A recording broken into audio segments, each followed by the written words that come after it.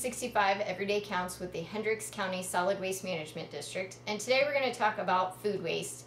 We are coming up on the holidays and we tend to make more food waste during that time than any other time. We have holiday parties and get-togethers and gatherings, office parties, and you may have a little more than you need. So along with planning correctly, one of the things that you can do is compost. Now this is a different kind of composting. This isn't the compost pile or bin that you would have outside that would take care of your yard waste and food waste. This is specifically for food waste and newspaper, which are two things that take up a lot of space in the landfill. Food waste by itself is about 12%. Paper is about 35 to 40% of what we throw away. And this is another way to recycle it or let the worms recycle for you. These are not your everyday average night crawlers, the big guys that you see coming out after it rains. These are redworms, and they are earthworms, but they live in about the top 6 inches or so of the soil, and their job is to decompose things. So this one's an adult. It's only about 2 or 3 inches long. They don't get any bigger than that, but they can eat a lot and they can reproduce very quickly, which makes them great for composting. And they're happy to live in an enclosed space. They're actually not going to try to get out of here. If you wanted to do this at home, you would need a bin about this size. This one's specifically for worm composting, but you could just go get a tote from any local store, Walmart, Target, and drill some holes in the side of it because the worms need oxygen. Put some plastic window screening over your holes on the inside of the bin so your worms don't escape, and then get some duct tape to go around that so they really can't get underneath it. Make sure you also do that in the lid so you've got plenty of air going on. And then you're going to start feeding this. You're going to use newspaper for bedding, and only newspaper. You can't use office paper or even the shiny ads that are in the newspaper because those have chemicals that can kill the worms. Newspaper has soybean-based ink, so it's natural. It's going to decompose right along with all the other foodstuffs. And you do need to wet it down. So this has been in a bucket, and we're going to show exactly step-by-step how to make one of these in just a little bit.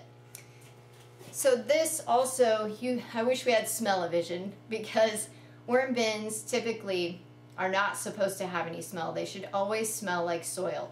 So if, as you're going along, you find that yours has a little bit of a smell to it, probably it's getting too much food, or it's food that would normally have a smell when you cook it, like broccoli or onions or something like that. And you will get a little bit of smell that way. They like to stay between 50 and 70 degrees, so we're actually in the basement of our office because it's a nice, cool environment for the worms. You could do a garage if it's insulated. You could do a laundry room. That'd be a good place for them, or even underneath your kitchen sink where you're going to be creating the food scraps anyway. So this is a finished one. This is what it looks like. We even have some sprouts of plants starting here because the compost is really rich in nutrients. And now we're going to show you step by step how to make your own.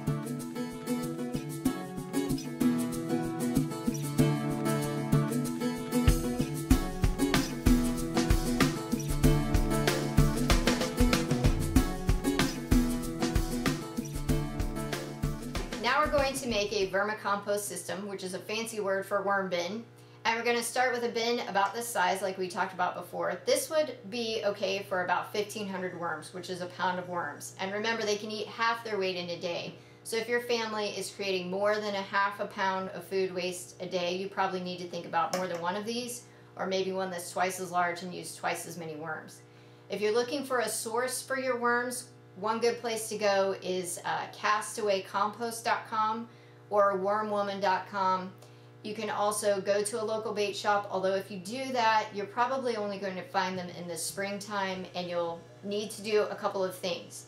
You need to ask for a run of the bin because that gets you everything from the egg sacs to the adults. We don't need just adults. We need large biomass. So we need the hungry teenagers, and we need the little bitties that are growing up and eating more. You can also be careful when you go to a bait shop because they are going to be more expensive than if you go to a bulk dealer like the websites I mentioned before, because usually you're buying adult worms that you're going to fish with. So first we need to make our bedding for the worms, and we're going to use newspaper. This newspaper has been shredded. You can do this with your hands. You can do it with scissors. You don't have to use a mechanical shredder.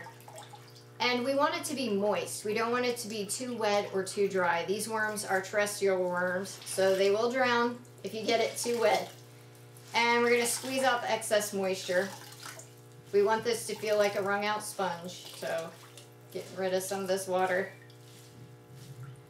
And then you're going to spread it out in here. You need about the size of an Indianapolis Star daily paper to get this about half full, which is where you want it to be.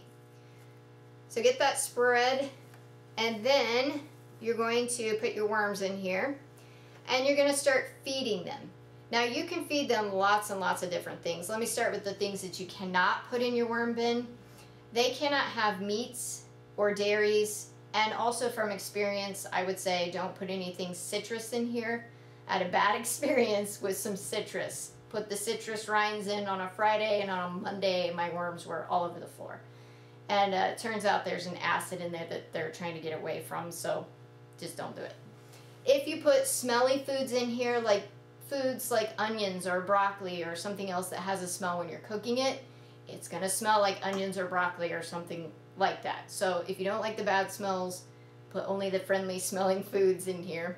They can eat cereals, they can eat breads, they can eat the hairy stuff from the refrigerator and you don't know what it is anymore. They can eat, we've done experiments, tortilla chips and things like that. We always get kids ask us if they can have candy. Do not put candy in because it turns to syrup. And then the worms get trapped. So you don't want to do any candies in here. If you have questions about specifically what the worms can eat, you can always email us at hendrickssolidwaste.com. We also have a little worm formation sheet that you can get. It will get you the basics of what you do to get started. And if you're really into this, the best book in the world is Worms Eat My Garbage. And this even has instructions for making a coffee table that will house your worms. So if you're really into this, this is the place to go. Thanks for watching.